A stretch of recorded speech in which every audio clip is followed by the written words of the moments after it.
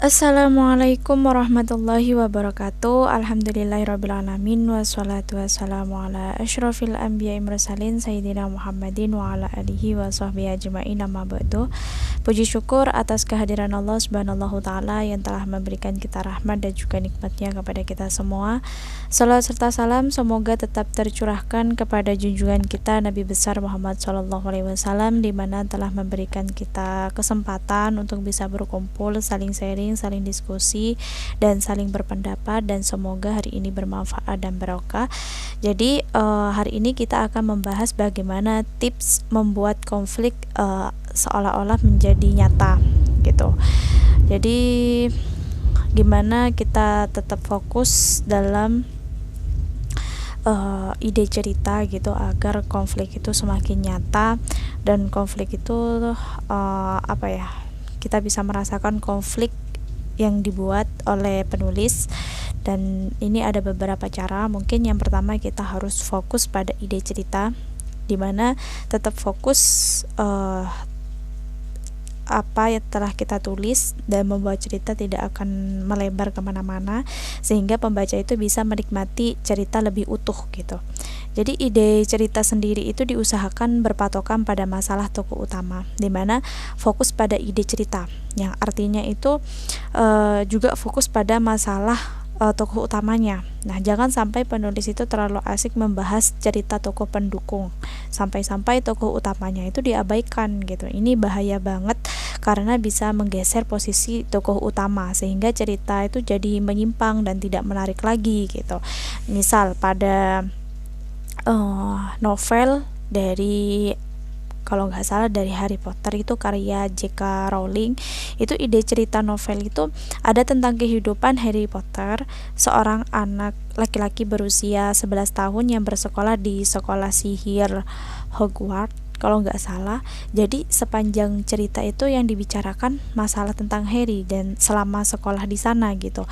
Jadi memang ada tokoh lain gitu, ada tokoh seperti Ronald Weasley dan Hermione Granger, dan juga keluarga Ron, dan masih banyak lagi. Tapi porsi cerita mengenai tokoh pendukung itu tidak mendominasi gitu, dan sehingga cerita itu tetap fokus pada tentang Harry gitu, Harry Potter gitu.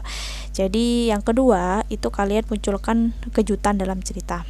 Ini memunculkan kejutan gitu ya. Kejutan dalam cerita itu dapat berupa gimmick atau juga twist gitu. Gimmick itu kejutan yang lahir dari pengembangan konflik utama. Jadi sifatnya itu melahirkan informasi baru yang disampaikan lewat tokohnya gitu, sehingga pembaca itu menjadi penasaran dan memaku diri gitu untuk terus mengikuti jalannya cerita gitu. Misalnya pada novel Harry Potter itu gimmick itu dimunculkan pada kejadian yang dialami Harry gitu, dan Harry itu tiba-tiba menerima surat dari Hogwarts, dan kedatangan dari Hagrid ke rumahnya itu berkenalan dengan Ron, mungkin di kereta, dan masalah lainnya itu seputar Harry. Nah, gimmick yang seperti ini gitu yang membuat cerita itu terus bergerak maju gitu. Dan twist itu kejutan yang tidak terduga gitu, kayak penulis itu harus pandai meletakkan twist di bagian tertentu, di bagian cerita tertentu gitu, untuk membuat pembaca itu tetap bertahan dengan cerita kita gitu ya. Ini penting banget, dan untuk membuat pembaca makin penasaran dan menyelesaikan bacaannya itu sampai selesai, itu ada cara yang paling efektif gitu untuk meletakkan bagian di akhir bab gitu, sehingga pembaca itu merasa tertahan gitu, kayak ada apa lagi nih dengan si tokoh gitu, kayak ada rasa penasaran gitu. Dah, jadi buat cerita yang menggantung gitu, sehingga pembaca itu menemukan jawaban di bab selanjutnya gitu, membuat penasaran gitu. Nah, misal balik lagi ke cerita Harry Potter itu, saya ambil karena ceritanya itu booming banget gitu, dan sehingga pasti banyak yang sudah tahu ceritanya. Itu di Deathly Hallows di part kedua, itu ada Severus Snape disuruh Voldemort ke ruangannya kan. Nah, sementara itu Snape di sana itu berkali-kali melihat ke arah Nagini yang berputar di atas kepala Voldemort gitu dengan mantra pelindung di sekelilingnya. Nah, pastinya Snape itu sedang diperingati Dumbledore tentang hal ini gitu. Jadi bahkan Snape itu harus berhati-hati ketika Nagini dalam keadaan perlindungan mantra gitu. Tapi tidak ada yang tahu apa yang terjadi setelah itu gitu. Jadi membuat penasaran. Penontonnya akan mengira Snape akan baik-baik saja itu karena Snape adalah kesayangan dari Voldemort. Namun ketika kemudian itu Voldemort itu justru menyuruh Nagini yang membunuh Snape gitu, hanya karena Snape itu pemilik sah dari tongkat Elder gitu. Ini twist yang kejadian yang tidak terduga pokoknya. Karena bagaimanapun Snape itu kan pelayan Voldemort yang paling setia. Nah, rasanya itu tidak mungkin Voldemort itu membunuhnya gitu. Tapi demi ambisi Voldemort yang ingin menguasai tongkat Elder gitu. Jadi Voldemort itu bisa saja melakukannya gitu. Jadi bahkan kepada kesayangannya sekalipun gitu. Jadi itu tidak terduga sih. Jadi coba teman-teman kejadian yang tak terduga itu pada cerita novel yang teman-teman baca mungkin kita bisa didiskusikan gitu. Bisa didiskusikan bagaimana twist juga bisa ditulis di ending cerita, terutama menginginkan ending yang terbuka karena kejutan yang tidak terduga itu bisa membuat pembaca itu terpana dengan cerita kalian gitu. Tentu kejutan yang tidak terduga itu tetap berhubungan dengan cerita gitu. Nah, selanjutnya kalian kembangkan konflik menjadi anak konflik gitu. Gimana buat plotting untuk mempermudah menganalisa konflik, dimana itu dilakukan untuk menjaga agar cerita itu tetap pada jalurnya gitu, tidak melebar kemana-mana. Terus tentukan satu topik utama, satu konflik utama juga, lalu kembangkan menjadi anak konflik gitu.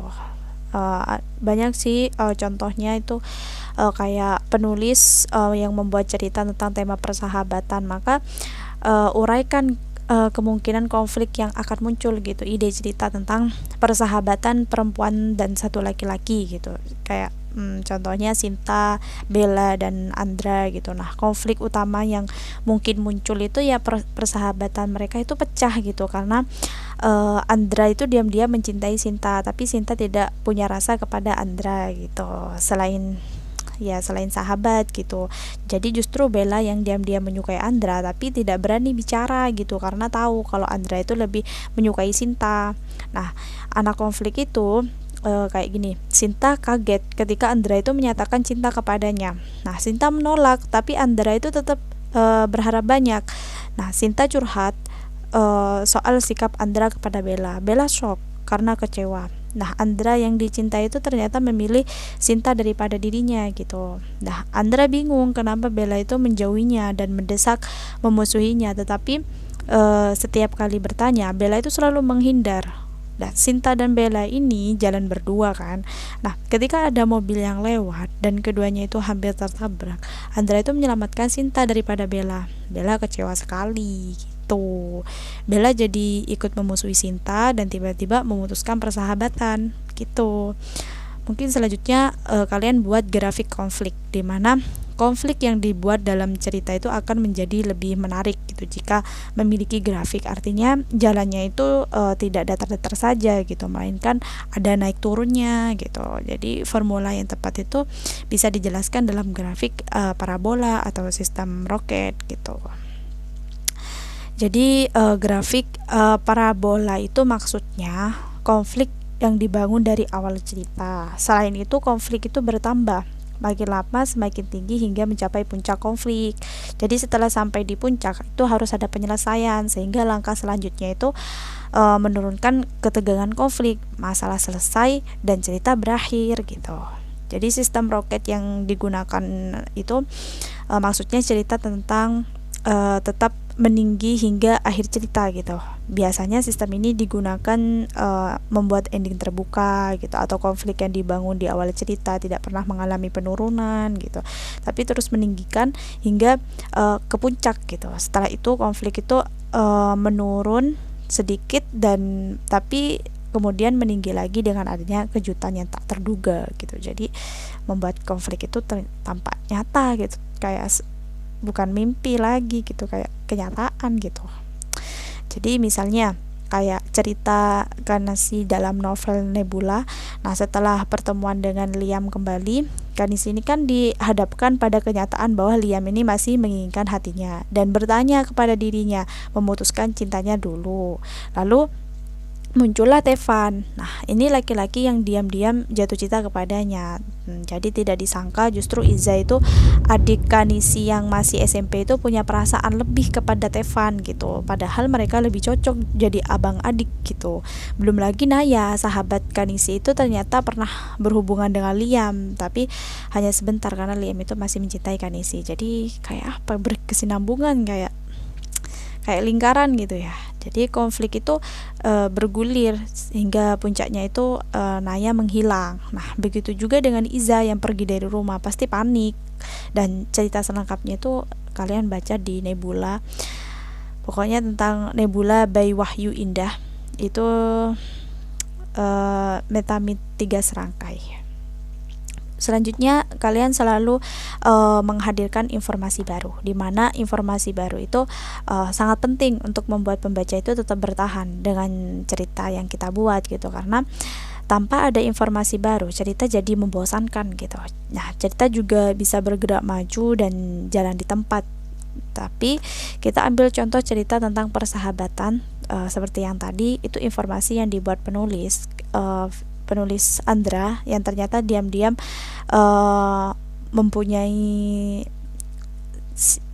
menyukai Sinta. Maksudnya itu Andra yang ternyata itu diam-diam menyukai Sinta.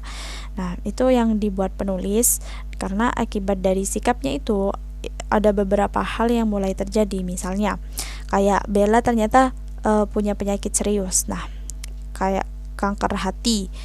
Ya, kanker hati. Nah, di situ hidupnya tidak akan lama lagi. Nah, satu keinginan hanya cintanya itu dibalas oleh Andra. Tapi karena Andra tidak mencintai Bella, tapi frustasi dan memutuskan pergi gitu. Nah, yang kedua itu Andra sebenarnya sempat menyukai Bella, tapi Andra itu punya dendam tersembunyi gitu dengan kakaknya Bella yang pernah memutuskan cinta adiknya ini gitu. Tapi Andra itu tidak ingin berhubungan dengan keluarga Bella. Tapi karena Bella anak yang baik, maka Andra itu masih mau berteman dengan Bella gitu. Jadi ini diceritakan di bab selanjutnya dalam cerita pokoknya seru banget di novelnya itu, tentu dengan pemilihan diksi yang tepat dan sehingga cerita itu jadi lebih menarik dan greget gitu. Jadi bagaimana sudah bisa kalian membuat cerita dengan konflik yang menarik? Mungkin kalian harus praktekkan dan bagaimana pembaca itu bisa menilai karya kalian. Pokoknya kalian semangat berkarya dan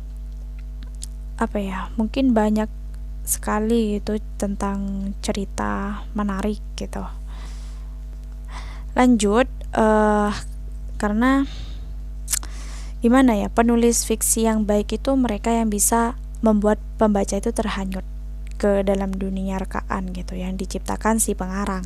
Nah, tujuan orang membaca fiksi itu untuk bersenang-senang gitu, agar bisa berpindah kayak sejenak dari realitas kehidupannya gitu. Nah, artinya pembaca itu ingin melupakan dirinya dan dunianya itu sebentar dan menikmati kehidupan lainnya gitu, ditawarkan oleh cerita fiksi. Nah, jika penulis itu tidak berhasil memindahkan pembaca, berarti ada yang salah gitu dengan cara bertutur kita gitu. Nah, salah satu yang perlu diperhatikan, bagaimana cara kita itu mendeskripsikan sesuatu yang hampir semua buku di paduan menulis itu mensyaratkan so atau don't tell gitu. Kayak contoh telling itu kayak gini, Laura membuka pintu dan mendapati ruang di kantor, dan di situ ketika tidak tahu sekotor apapun ruang itu, ada apa saja di sana, bagaimana keadaannya, bagaimana baunya, bagaimana perasaan Laura saat mendapati ruang tersebut gitu. Ruangan itu kan kotor dan ya sudah gitu. Ya, bandingkan dengan penjelasan kayak gini, Laura membuka pintu dan sontak kayak mengerutkan hidung gitu. Nah, aroma sampah dan makanan basi itu menyerbu penciumannya. Nah, lalat-lalat berdengung-dengung di atas kresek hitam yang terbuai isinya. Dan itu memperlihatkan nasi basi yang warnanya sudah berubah oranye kehitaman. Itu kan lebih kayak terbayang gitu, kayak lebih mendeskripsikan gitu. Jadi begitu kalian sudah menguasai cara menulis sewing dengan menyisipkan semua panca indera, penglihatan, penciuman, pendengaran, perasa, peraba, dan itu melibatkan pembaca secara emosi gitu dengan tokoh-tokoh yang kalian ciptakan dalam novel kalian gitu. Jadi yang pertama, buat pembaca itu bersimpati gitu kepada tokoh kalian, karena kalian tidak perlu membuat tokoh super suci atau super baik atau super manis, super cantik, super kaya, atau banyak lagi sejenisnya untuk membuat pembaca itu bersimpati. Kita juga buat contoh dari novel kayak Carrie, novel Carrie ya, karya dari Stephen King. Ya, di situ Stephen King itu memperkenalkan Carrie sebagai katak di antara angsa-angsa. Nah, adegan pertama dalam novel itu bercerita tentang gadis-gadis SMA yang sedang mandi gitu setelah pelajaran olahraga, dan juga Carrie itu salah satu gadis dan tidak seperti yang lainnya. Dia buruk rupa gitu, gemuk, berjerawat, dan objek perundungan gitu. Nah, di salah satu meja di sekolah itu ada graffiti gitu yang bertuliskan Carrie makan kotoran gitu. Jadi penggambaran tersebut itu membuat pembaca itu bersimpati, kasihan Carrie jelek.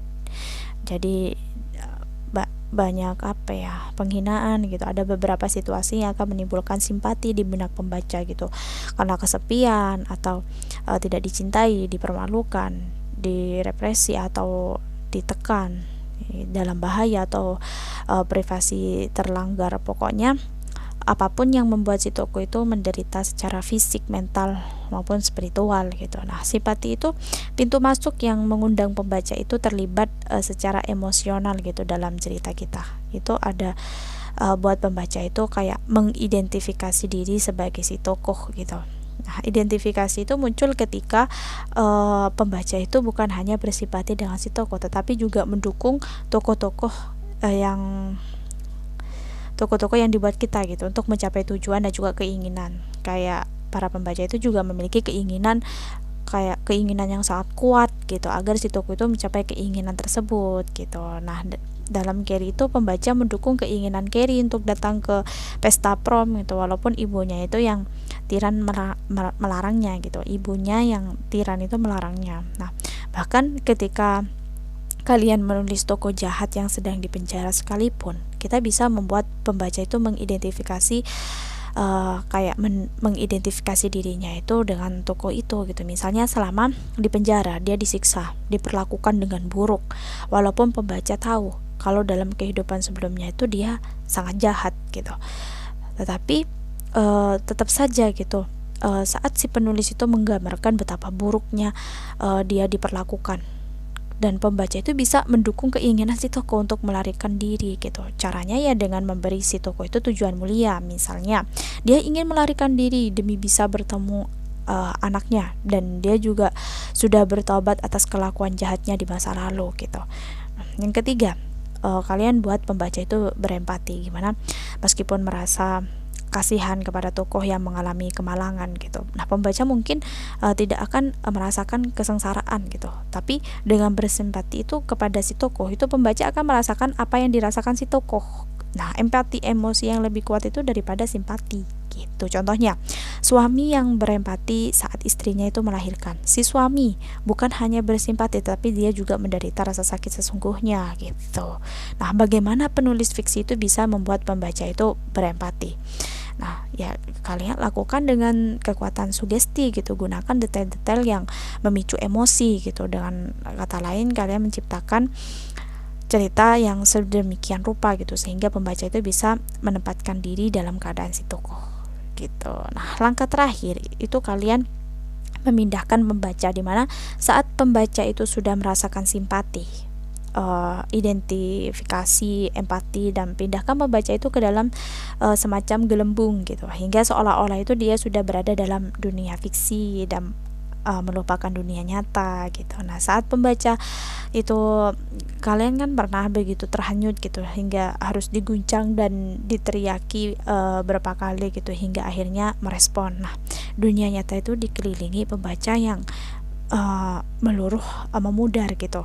Kayak tujuan untuk penulis fiksi itu membawa pembaca itu ke satu titik saat dirinya itu benar-benar terserap gitu di dunia fiksi bersama para tokoh dan universe mereka gitu. Jadi bagaimana membuat pembaca itu masuk gelembung ke dunia fiksi itu. Nah, ya jawabannya itu ya konflik batin gitu. Konflik batin ini ya badai yang berkecambuk dalam diri, keraguan, rasa bersalah, penyelesaian, keraguan. Nah, setelah bersimpati, mengidentifikasi diri, berempati dengan si tokoh, jadi pembaca itu juga akan ikut merasakan konflik gitu, konflik batin si tokoh gitu. Nah, pembaca itu ikut memikirkan apa yang harus dilakukan agar si tokoh itu keluar dari konflik batin dan mendapatkan apa yang diinginkan gitu. Nah, pembaca itu terlibat secara aktif, seolah-olah masalah si tokoh itu ya masalah dirinya yang harus diselesaikan gitu. Nah, selanjutnya agar si pembaca itu tetap terhanyut, buat kayak apa ya, ketegangan gitu, terus meningkat, kayak ketegangan terus gitu dalam cerita itu, tapi bahasanya itu lain lagi gitu. Jadi mungkin hanya itu yang dapat saya sampaikan. Mohon maaf jika ada kesalahan. Terima kasih atas undangannya dan semoga bermanfaat materi ini, semoga berguna. Wassalamualaikum warahmatullahi wabarakatuh.